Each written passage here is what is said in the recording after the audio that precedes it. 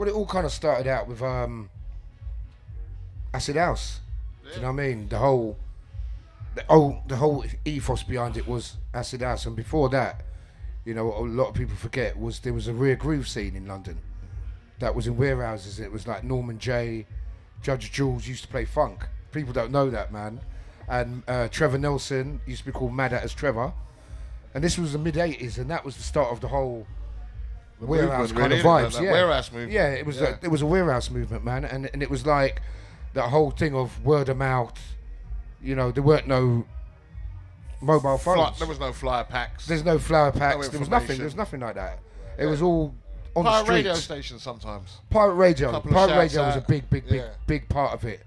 But so that happened, and Acid House happened as well, and you know, it was a mad time because you know we were young men. Yeah, we was all together at the time because I was young, so we was talking like I was playing with the people like Carl Cox. Yeah.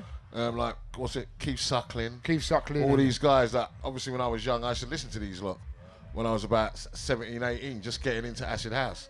So obviously the first times I ever went out to raves, I'd be going to legal warehouse parties and these Fabio and Randall would be playing in there. I've never seen them before, so I never got that close to the decks. So I was always in the back, trying to get in from the back. So I was always in the back of the club. So I heard a lot of music. Obviously I used to be into hip hop a lot.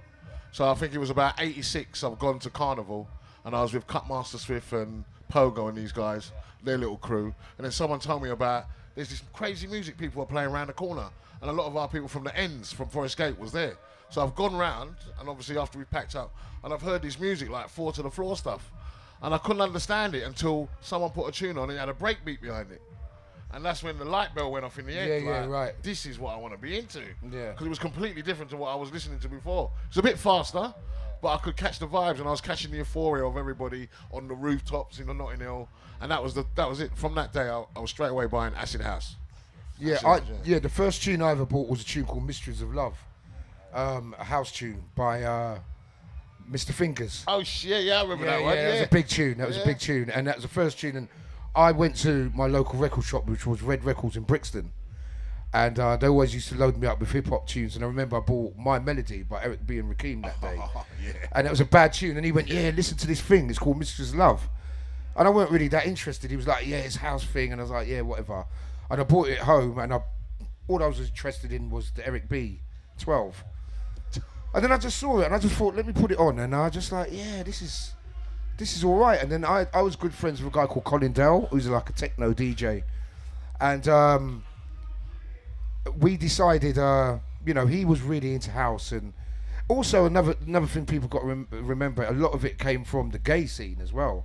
There was, you know, in the late 80s, there was a real electronic movement amongst the gay scene, and Erasure and all those kind of tunes, do you know what I'm saying? Blondie and that, innit? They were doing tunes like in the Roxy in New York and all that. Goldie was over them sides there at the time. That's what Goldie was doing, his old graffiti and all that. Graffiti and all that.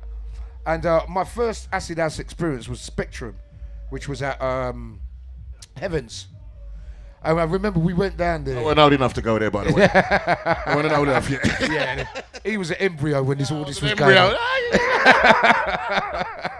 A twinkle. You know what I'm saying? But we went down there, and we were still like little rude boys from Brixton.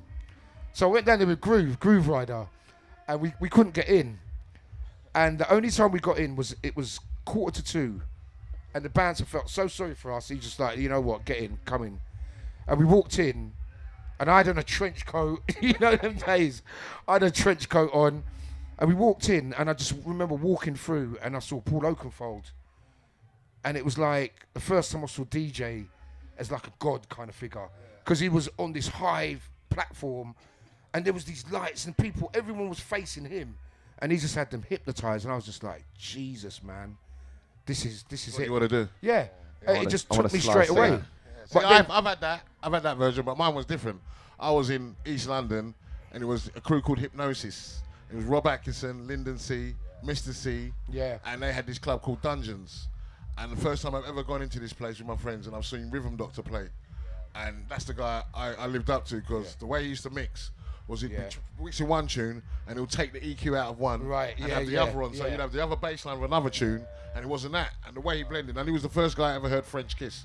Louis, Yeah, French yeah, Kiss. yeah, It bad was the tune. first time I ever heard that. Yeah. I couldn't understand how it was slowing down to nothing and then started back up again. You know what I mean? As you well know, if you have a pill about that in times there, it was a good one. Oh yeah, yeah. It was a That used good to one. that used to fuck people up so badly, Yeah, but man. that was the first time I signed on to actually wanting to DJ in Acid House when I saw Rhythm Doctor.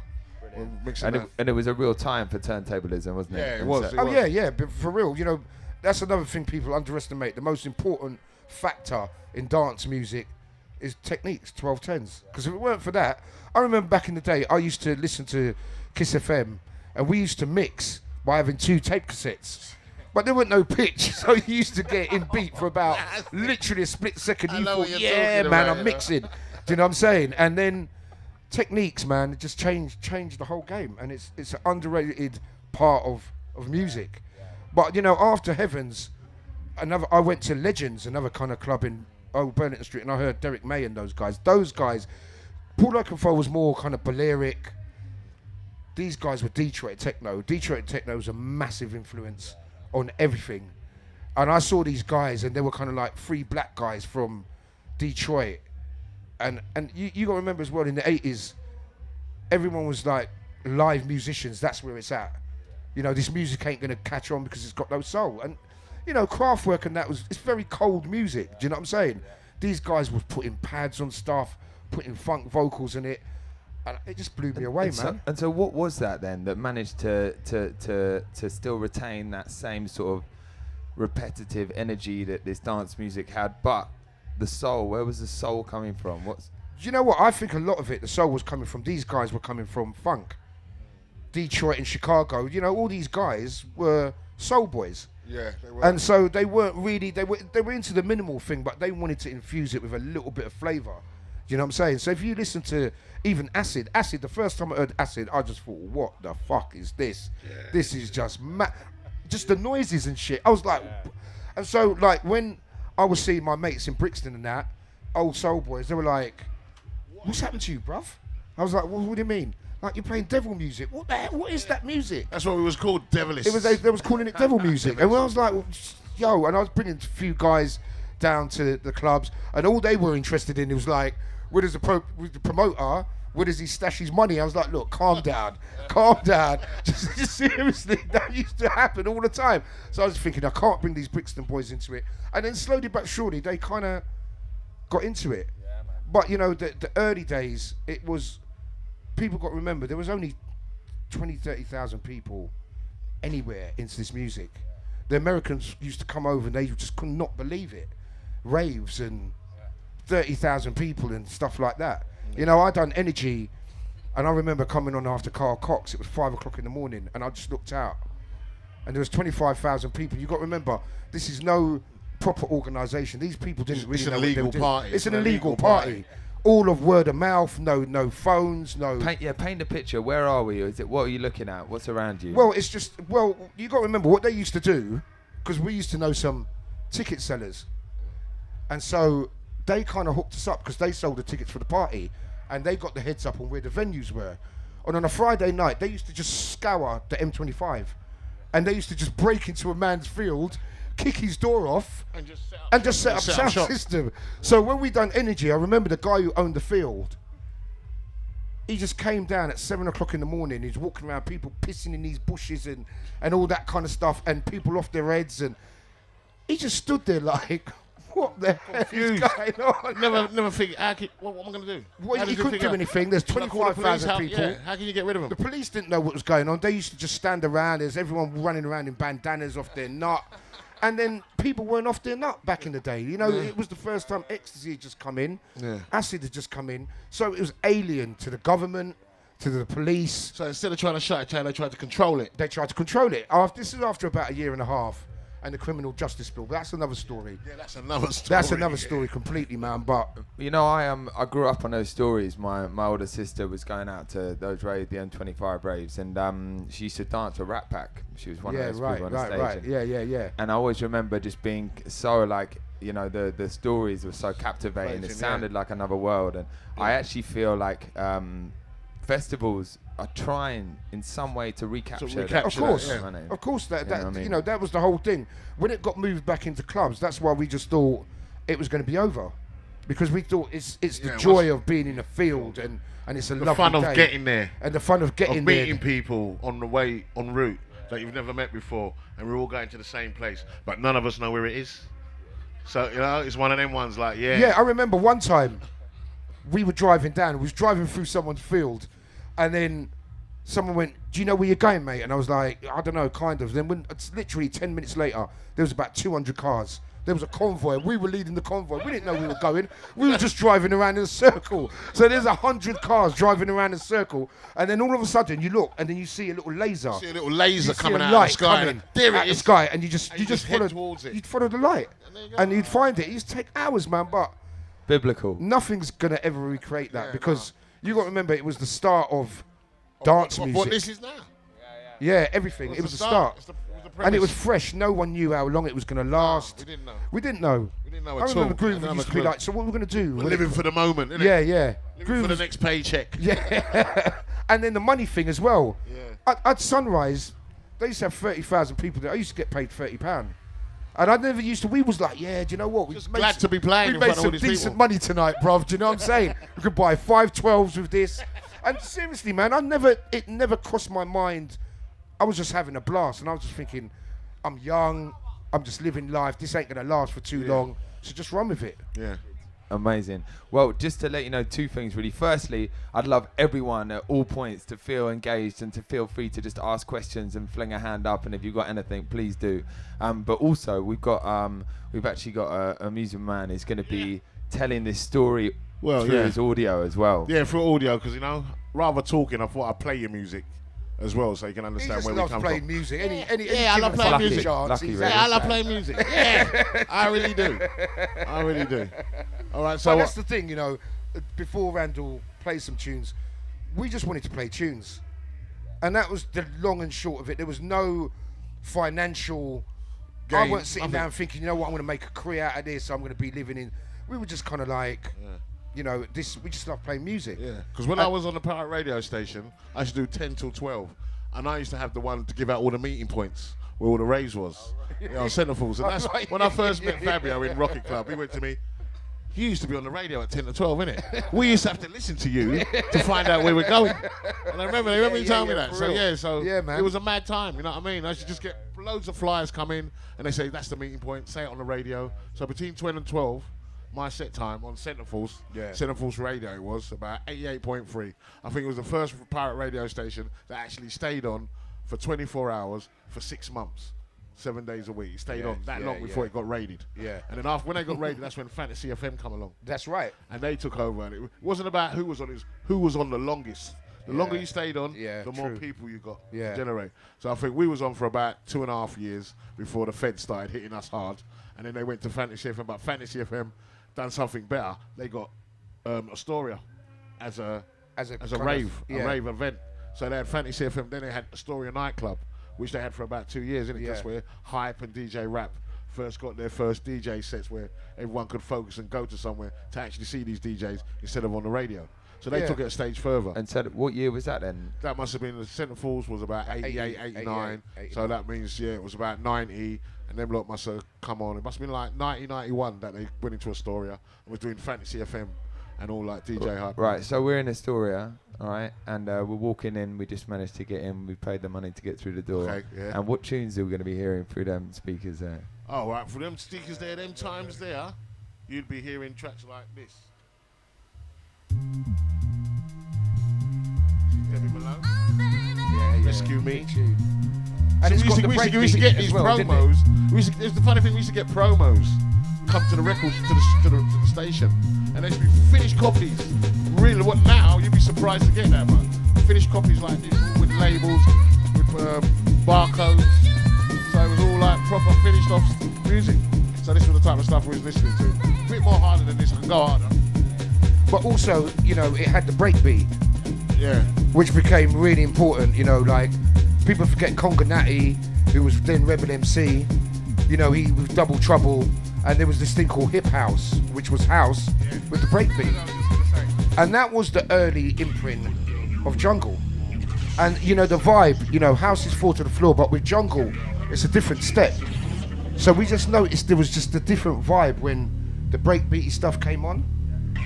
And so when we was at Rage, we used to get kind of like old tunes, and we used to find Masters at Work used to do these B-sides with just breakbeats on it, and we used to just kind of mix them up and get this kind of breakbeat flavour.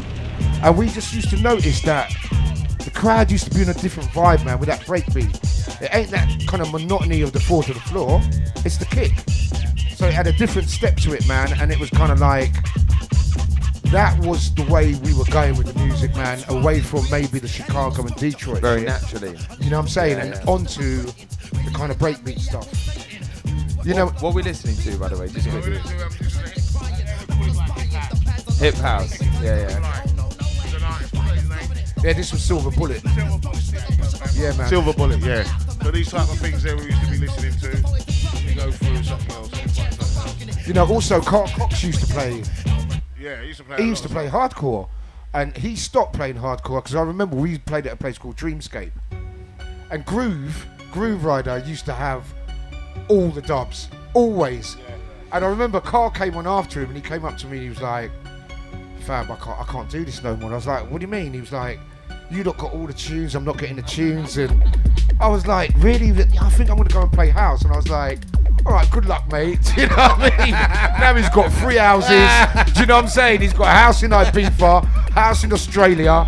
And I remember I saw him in Miami about 5 years ago, and he had his own tent, and they had lobster, prawns, and everything.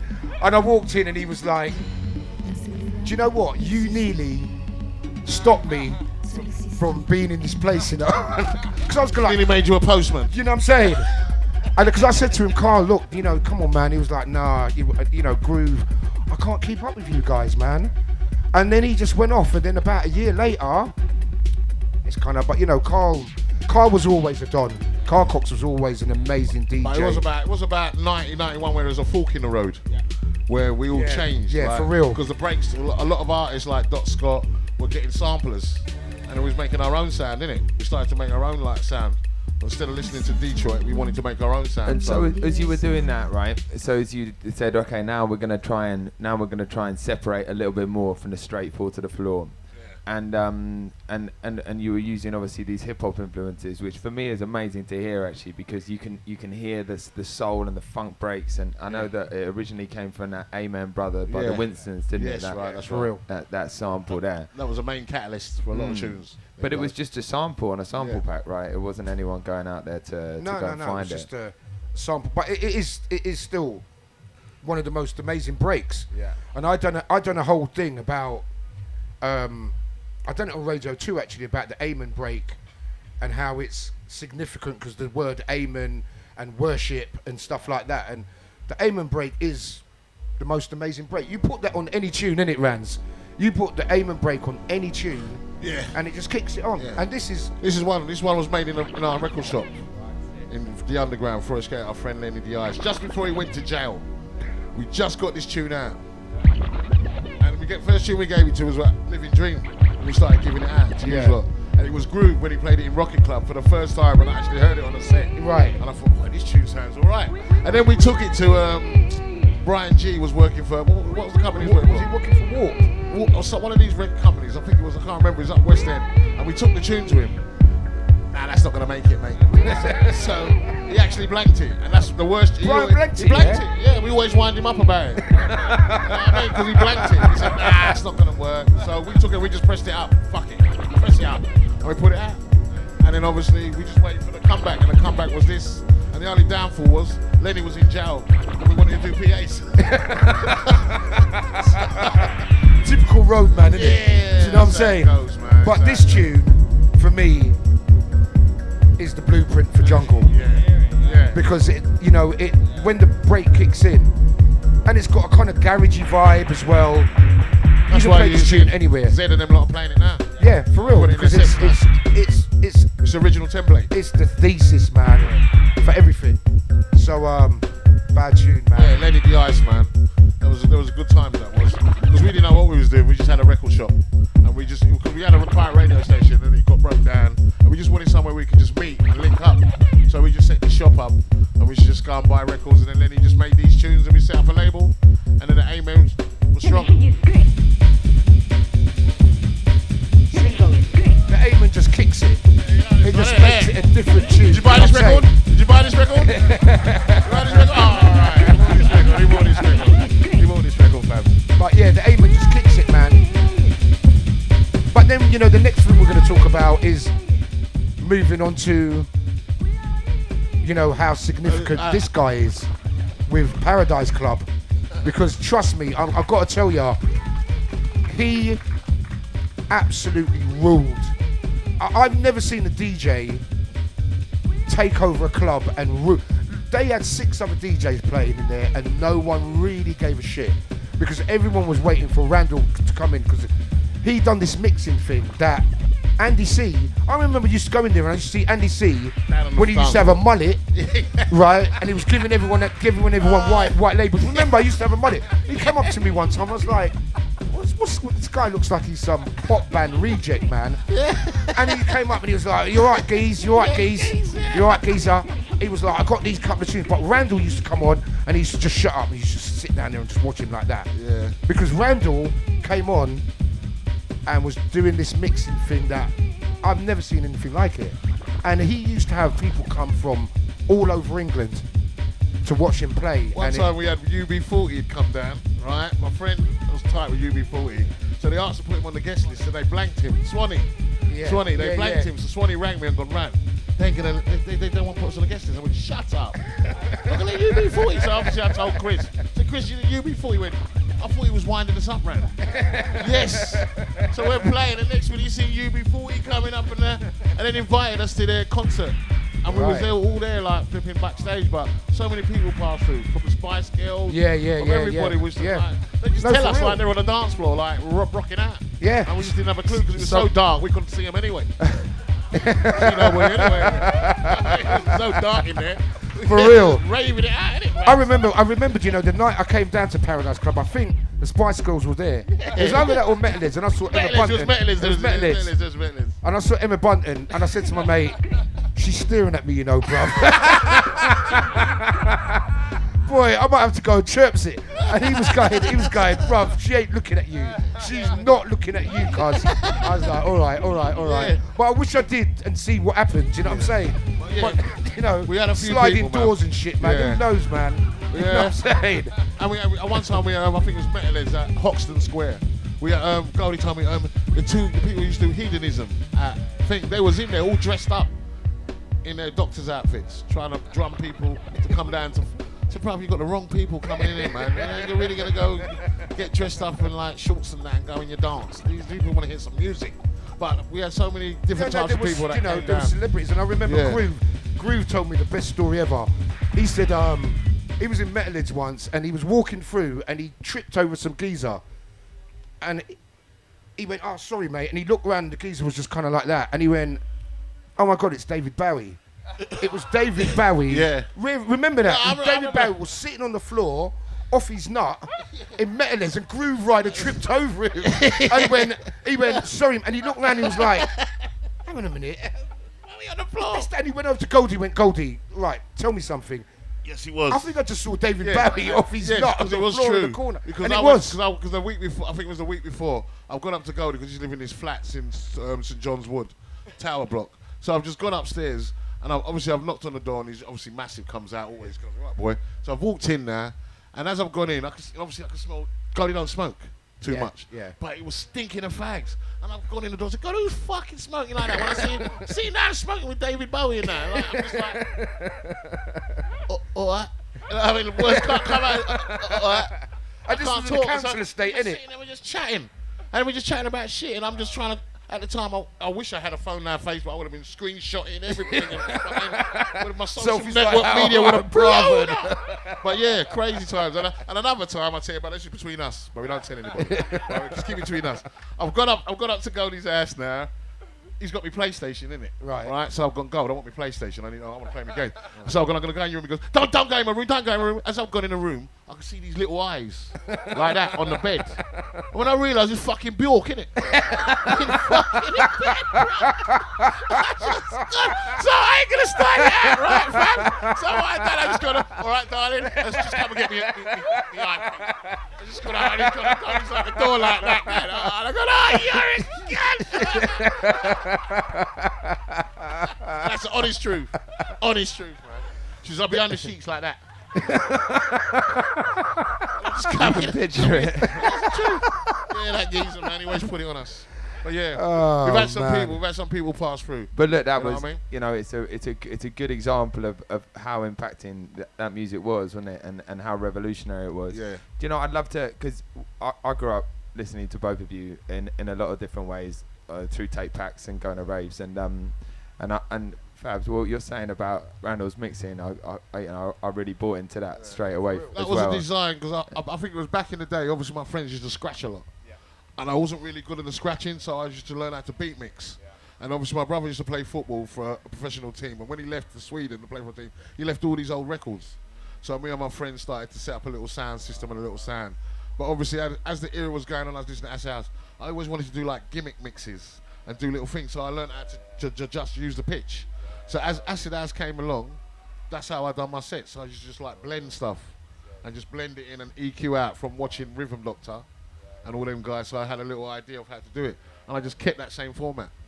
But what you used to do is make two tunes sound like one tune. That was it. Which is the kind of ethos between every mixing style now is the double drop in, and he was the first to do it. But I only did double drop in is when obviously we'd done a mix and Gary asked for the rewind. So I rewind the tune, then I'll start the tune straight away. But some guys now, they do that as a template. But it's only because Gary said rewind. Yeah, I didn't want to wait all that long to get to that bit. So I bring it in straight away. And that's how, obviously I know everyone works back in the day, 16 bars, 32 bars. So, you know, it's all about knowing when to bring it in. I remember when I went down with Groove, the first time I went Paradise Club, because there was just a vibe. Everyone was talking about it, and we never used to go. And we went down there.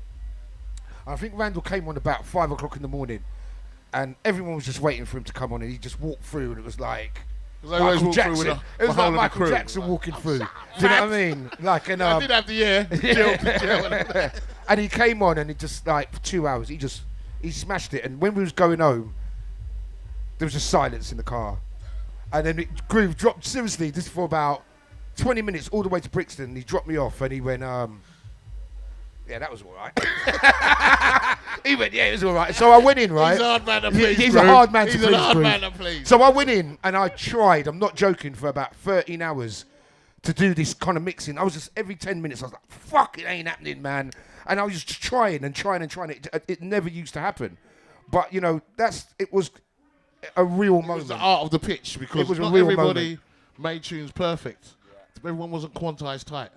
There's a lot of tunes that was out of sync, so it was all about you learning how to use that pitch at the time. Because sometimes I could hear it was going out, and you just have to push it. And understanding your tunes. Yeah, and understanding. Really. Tunes are like a story. I used to just listen to them over and over and over again. That's what I used to do. Every time I used to get loads of fresh music, I'd be in my house and I'd do a mix just for myself, just to listen to. And it'd just be my How do you remember it? Do you picture it? Do you visualize it? Visualize what? The tunes when you get to know them. Yeah, I visualize them because I know them and know how they sing. Sometimes I might sing in my head when I'm playing a tune. That might work. So, you know, nowadays we're a bit lucky because Serato and everything, it's got keys and all that. Yeah, so sync, you can put keys. Got sync buttons and all that keys. It's all easy. But back then you didn't have none of that. So it was just like an art that you had to learn how to pitch. You know, another thing people forget about is dub plate culture. Oh, yeah. We were carrying around, there weren't no CDs and all that shit. Yeah. It was dub plates. You got to remember as well, dub plates are made of acetate. So they're heavy. So you're walking around with 2 boxes that were you know, I got sciatica. I nearly broke my back. I felt falling downstairs and shit. I remember back in the Acid House days, you were running through fields with 2 huge record boxes. So, you know, you had record boxes, and then you got to remember as well, the vinyl, a lot of the time, these records were jumping all over the place and stuff like that, and needle on the record, you know, dust on the records. So it's hard work. I think people don't realise how easy they got it now. And then dub plates used to cost a lot of money. They weren't cheap. They were like 50 quid. £25 25. a hit. Yeah, I was paying 50. I don't know where you were going, We used to bro. live in this place. We used to live in this place, didn't we? We used to live in this music house. Yeah, for real. You know, obviously when this culture started, like dubplate, it's like, actually that was the best place that us DJs met. Because everyone used to go there, innit? It was a unity thing, innit? First time I met Caliber. Total Science gave me their first tune, Fire and Water. Yeah. You know what I mean? First time I got tunes in there. First time I met David Rodigan. And every time David Rodigan comes in, I could not let him sit there and cut a dub. You go straight on. Because he's our peers. I could never let him sit outside and wait. Any time, we going in? Come on in. Just cut your tunes. And then he's gone. So you always remember that. That's why I must probably got on Ram Jam. Because you know what I mean? Looking at him for paying the favour. What's that? Where's that? Are you playing on the Ram Jam thing later? Has he got a Ram Jam thing here? Oh, he's doing a night up at Cleary now, I think. He allowed you, bruv. Oh, he blanked me there. It's a bit awkward. He No allowed you, Christmas fam. card. No Christmas card for him now. No kids on me Christmas gift, man. But no. So it was a good time of culture of the dub plates, and like I said, like Fabio said, honestly, I remember I used to play at Paradise Club, 2-hour set. So I guarantee you, every week I'd cut at least 10 dubs. 10 dubs. Because my mindset was thinking, I'm playing out, I'll recoup that money. Yeah, Playing out for on real. all these places. So yeah. that £200 I spent, the amount of gigs I played, I'll make that back. But right about now, these dub artillery. plates are like hotcakes now. They're worth money. Yeah, for They're real. all in a cellar, mill moulding out. That's the What about retirement yours, fund, Fabs? mate, surely. So okay, so you got the scene. You see where we're at. We're sort of like early 90s. We've been listening to a wide variety of dance music, with some with breaks, some with really straight stuff, and people are taking their own directions. And we were down at Paradise, obviously with Randall killing it. And then there was that sectioning off of a certain sound, more with the broken beat. And have you got any? That tune that you played before with the Amen was amazing, but tempo wise, just quickly to give a bit of backstory. When I first went out listening to Jungle, I had a certain tempo in my mind, and then I remember going to buy that Q Project original Champion Sound. Yeah, which is wow. That is seminal. Unbelievable, yeah. Seminal tune.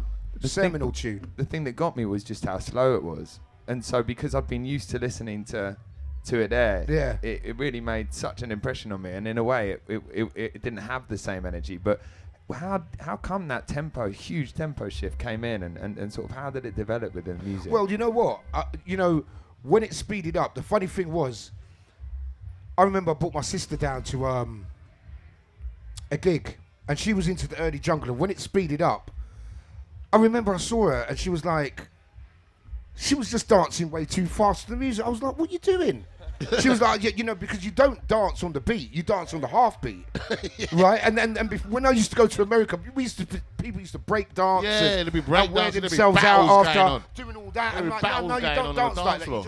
You just bounce to it. Yeah. But I think the speed happened because we were always pitching music up. Yeah. We was always, the faster it sounded, the better it's kind of sounded. So people just eventually started making the tunes faster and faster, innit? Because obviously they put it on the speed, and we usually put it on like +5, +4 or 3 at the time of another tune. So it just sounded faster. No one ever played it on the proper speed. Never. No one ever did. No one ever done that. So in a way, sometimes it used to speed up the tunes too much. Yeah. And so eventually people pitched it up to the speed we were playing at. Do you know what I'm saying? Yeah. And that's how the kind of pitch thing happened. Yeah. But it's unique. I mean, drum and bass goes out. People forget how fast the music is. Yeah. When you listen to garage and stuff like this in the background, and you listen to drum and bass, it's because now, time stretching and everything, they've squashed the music in so much that but it's really fast. Yeah, it's really fast music, man. People just know how to dance to it now. Do you know what I'm saying? Yeah, massively. But it's I was trying to play a tune, but it's not coming on. The screen's on. Come on, bruv. Oh, I was ready. I'm flashing lights and everything. There you go. You wanted an Amen thing. Oh, right, yeah. The Crystal. That was like 155 BPMs. Yeah. See? Yeah, this is a big tune, man.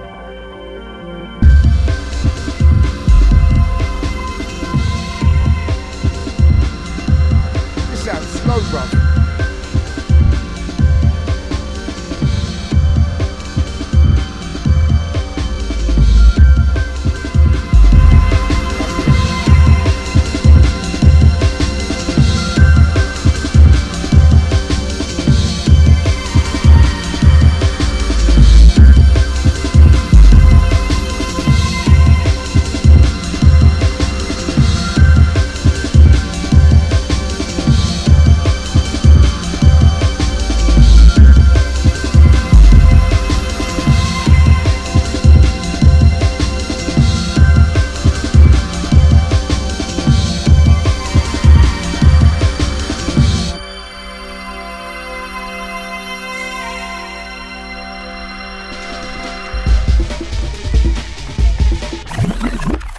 This was a tune that I found this tune actually in a warehouse. I'm not trying to show off. I'm trying to educate fans. Come on. When I say pull up, you say. But yeah, this tune here, Bass Overdose. Oh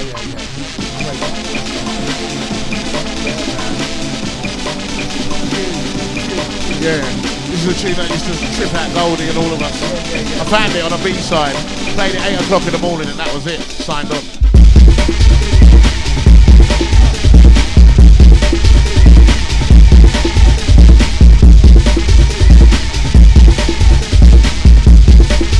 Hey man, yeah, it was a tune man.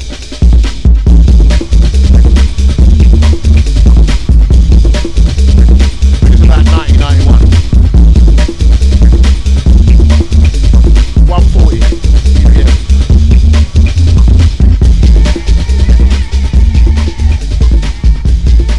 Feels a lot quicker, doesn't it? Yeah. Feels a lot quicker.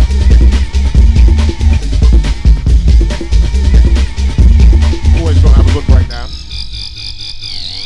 shit, what? Wicked. Mine was a fantasy tune, isn't it? Yeah, innit?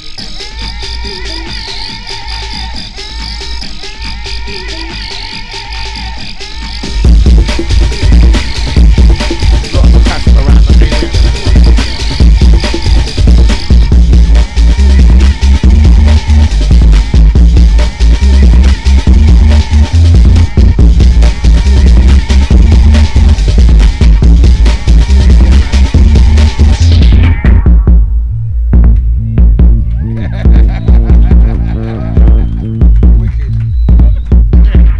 That's about it, really.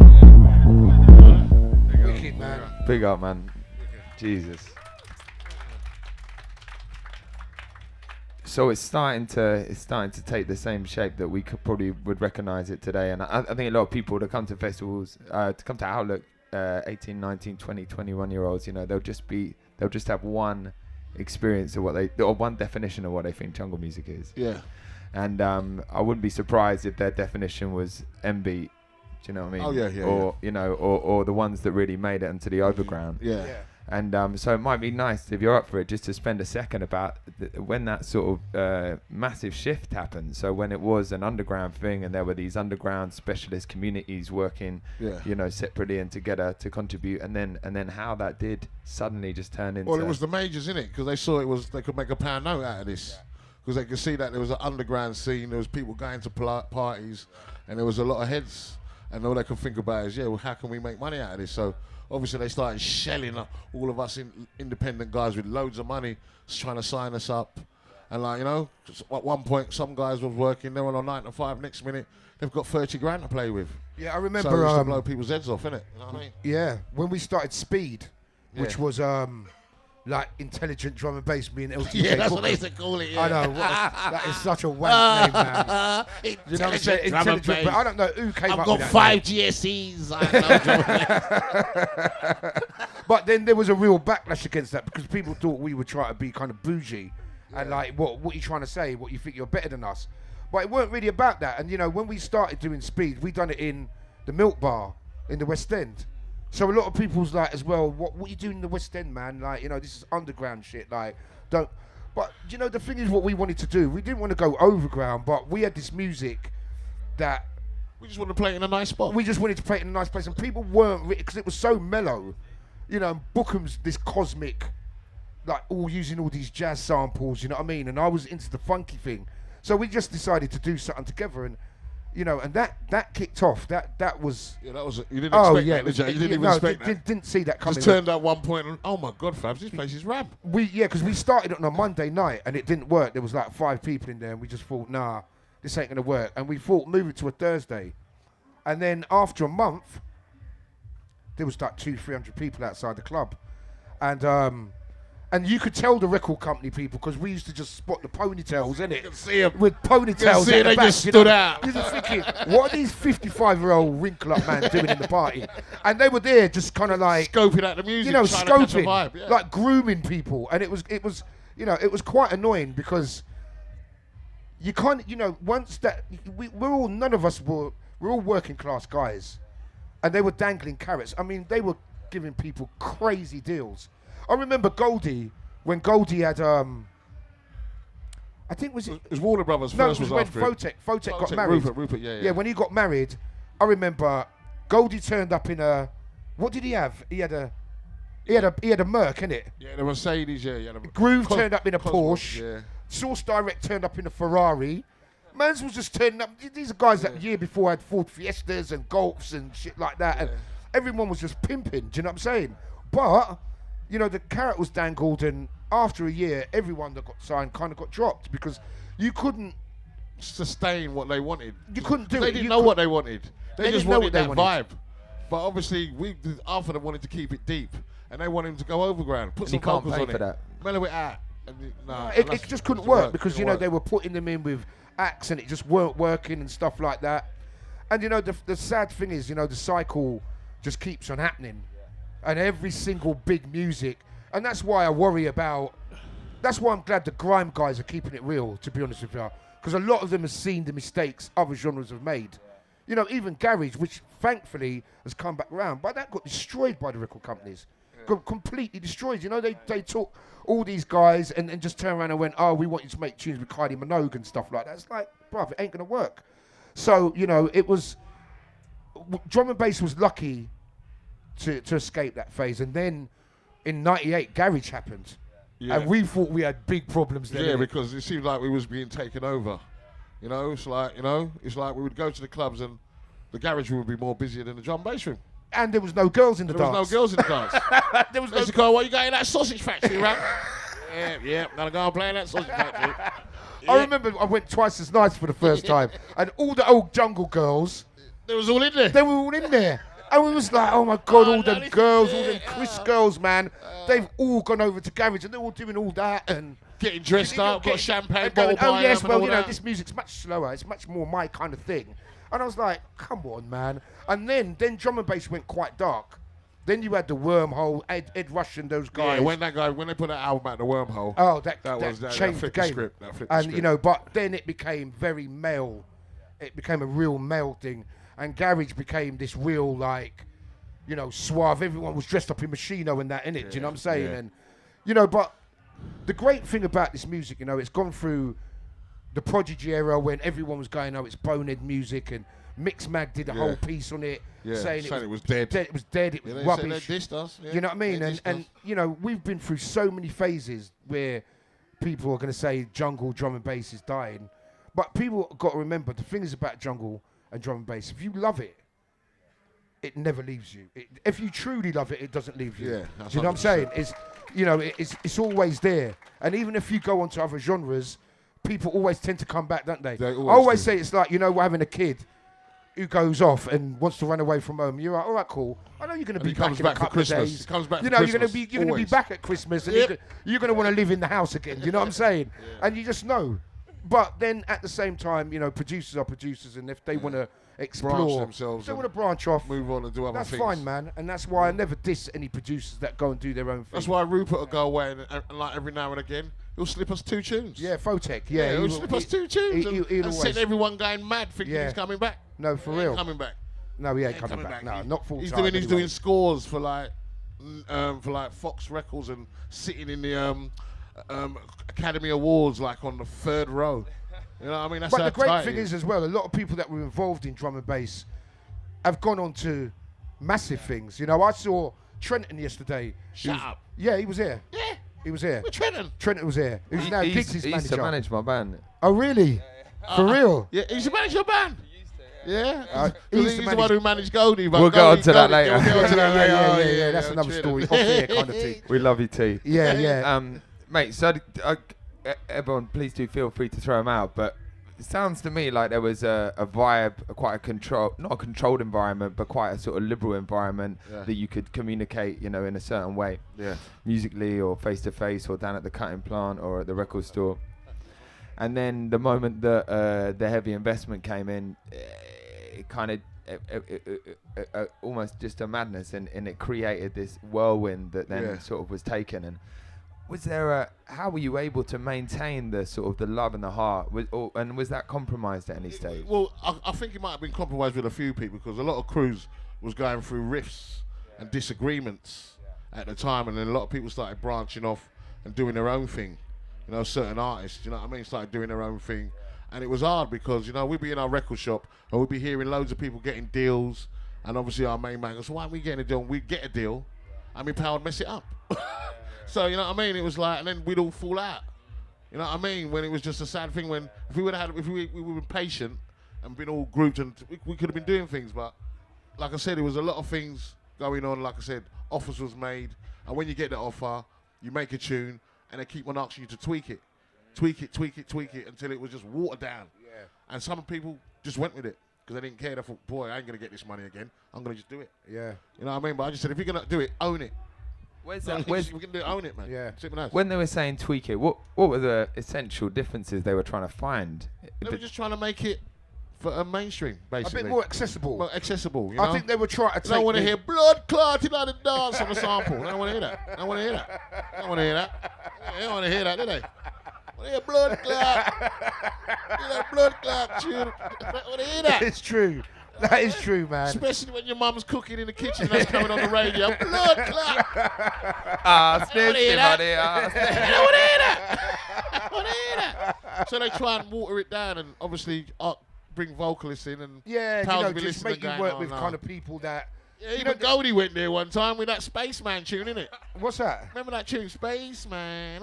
Oh, right, yeah. Even he touched that and go, nah, mate. I said, nah, mate, Gold, I love you, yeah, but nah. It's crap, bruv. Yeah, but he took the money, though. Took it. Okay.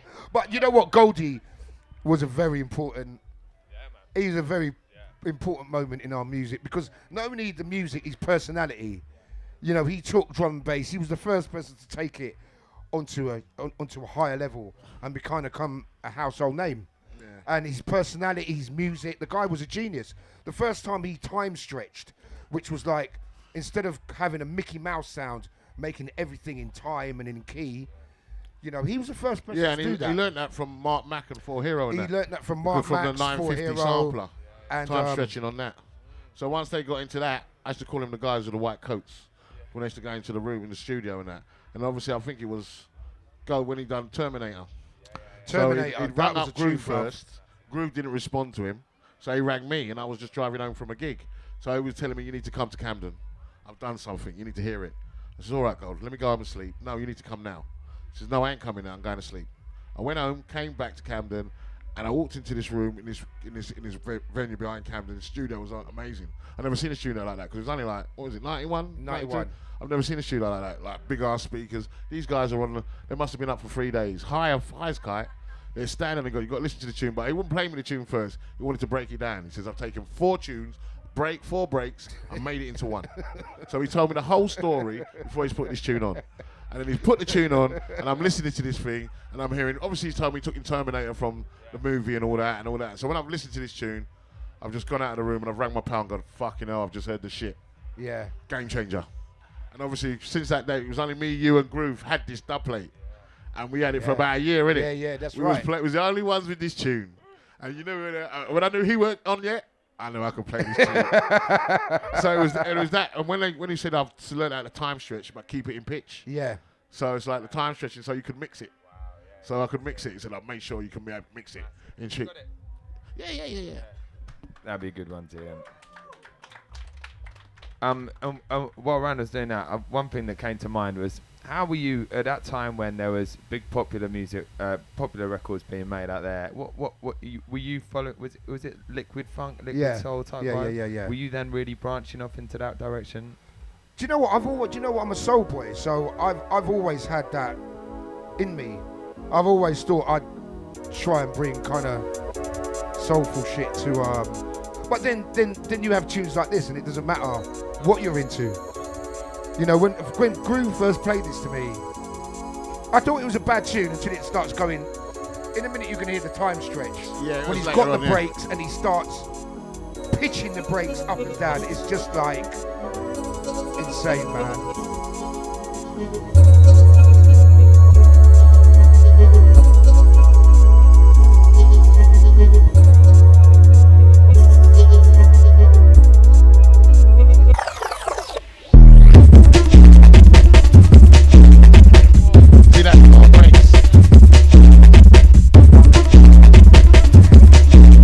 So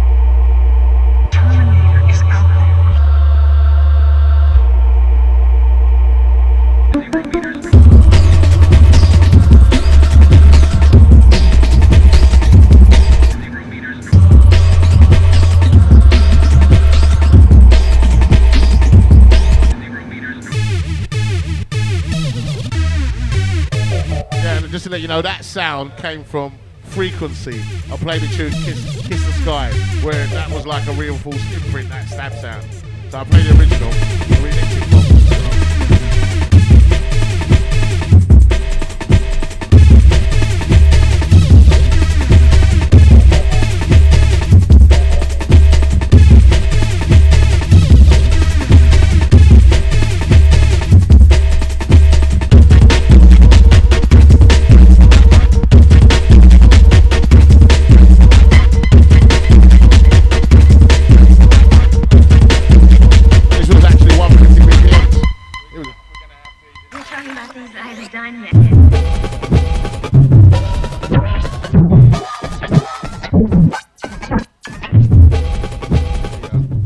That's the time stretch for you.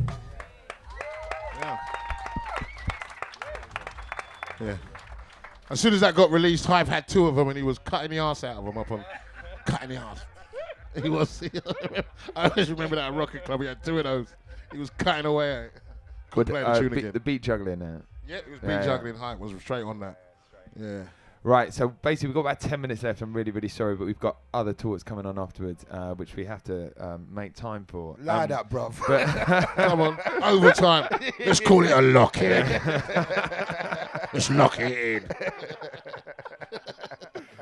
But what I'd love to do briefly is talk about the way that it moved from a UK thing into being an international thing. Oh, yeah. Because I think that's a fascinating thing, and I think, Fabio, with your Radio 1 show, I think that made a big impression on it, and obviously the standard that you guys were working at made it as well. So when did that first kind of kick in, this whole global movement? Global movement. Oh, fam, it's tunes, isn't it? It's the artists that came through, I'm trying to think. Well, it's about, at first it was a London thing, and then we started going Birmingham and places like that. Manchester. And then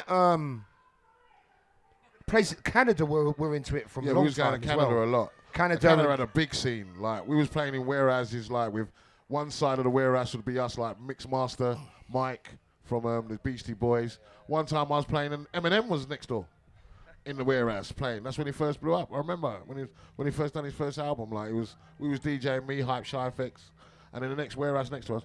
I can't remember. When did Eminem come out? Anyone know the year Eminem blew up? Well, what year? 2001. There you go, 2001. It was about that time. Yeah, nice one, my friend. Give him a drink. All right? Yeah. So it was about that time, and like obviously we was playing with Canada was just so crazy, innit? Yeah. We played like 10,000 people in a warehouse, and they just put a sheet right across it, half of it. So you'd have 5,000 on one side, 5,000 on the other, and it'd be like hip hop on one side, and we'd be playing drum bass, and it was crazy. I remember the first time I went to Tokyo. Actually, you know what? It kind of happened earlier. I remember I went to Italy, and they booked me to do a house set in about 1991. And I come to the airport, and the guy's picking me up, and he's got this banner with Fabio on it. So he's come up to me, and I've gone, oi, mate, it's me. And he's gone, you're Fabio? I was like, yeah, I'm Fabio. And he went, this is no word of lie, he went, you're black. And I went, yes. And I went, yeah, I'm Fabio. The blonde Fabio, you know what I'm saying? The porno guy. I think that's the guy he thought I was going to be. But anyway, they've taken me to the club, right? I've got this mad story. I really hope that this doesn't get me in trouble. So anyway, they've taken me to the club. I'm in Rome. So this guy's gone to me, Now, I was never really into the whole ecstasy thing, but I just kind of fronted because I was from London. The guy went to me, yeah. I've got these E-tablets that I get from the doctor, and they're really strong. I was like, bruv, do you know what? In England, we just do this every day, fam. Do you know what I'm saying? It ain't no ting. So he went, all right. He said it's very, very strong. So I was like, yeah, whatever. So I'm like some idiot showing off. He said, right. He said, really be careful. You got to take half. So I took half, and I just thought, fuck, what have I done? So anyway, nothing's happened at all, right? For about 2 hours. Got to the club, he went, how you feeling? I was like, yeah, I'm cool. I said, look, I take this thing all the time, it ain't nothing. So he's taken me upstairs, he went, all right, take the other half. He's looking at me like, is this guy fucking mad? What is going on? This is premium grade. So he's got me upstairs, and I'm sitting down on the thing like this. And all of a sudden, I'm like, fuck, man. I just got the maddest rush, right? And I was just like, what is going on? Start doing press-ups. No, I wasn't. I just couldn't move. I was just sinking. And he came up to me, and I was kind of like that. And he came up to me, and he went to me, are you okay? You okay? I was like, yeah, I'm all right. And I was meant to go, and there's 2,000 people. It's a really famous house club. All the top Italian DJs played there. I was just thinking, oh my God, this is just not happening to me. I said, listen, mate, you need to take me to the toilet. I thought, right, because whenever I get like that, I need to go to the toilet, get my shit together, look in the mirror, and just say, Fab, you all right? So he was like, yes. He said, I'll take you to the toilet now. Take you to the toilet. And I'm just like, my eyes are crossed. I was thinking, fuck. So we're on the stage, and he's gone down the stage. He went, be careful. And I'll take my first step, and I've just fallen 20 foot, right? And I'm just gone, bam, like that. And I'm out. And then I can remember, I just kind of like coming around, and I looked up, and I saw security and the promoter and everything. He's going, oh my God, we killed Fabio. He's dead. He's dead. He's dead. He's dead. And I was like, oh my God. And I looked up like that, and I was like, fuck. I'm all right. And the guy just came over, and he just threw a bucket of water over me. Seriously. And he took me in one room, and then I looked up, the guy was about to slap me in my face. I went, bruv, I'm all right. I'm all right, bruv. I'm cool. True story. And he said, yes, Fabio, you okay? I was like, yes. You need to DJ. I was like, are you being fucking serious? So I got up there, and I just thought, I'm kind of all right. And as I went to water my first tune, I went blind. I just kind of went blind. And I was just like, oh my God, I am fucked. And I played my set, and I don't know what happened. They never booked me again, though, so I'm guessing it didn't really turn out as planned. Do you know what I'm saying? They booked the other Fabio instead next time. They booked the other Fabio instead. Do you know what I'm saying? I actually can't think of a better place to end the conversation there. So, pick up, everyone. Please make some noise and show some love for Fabio and Randall.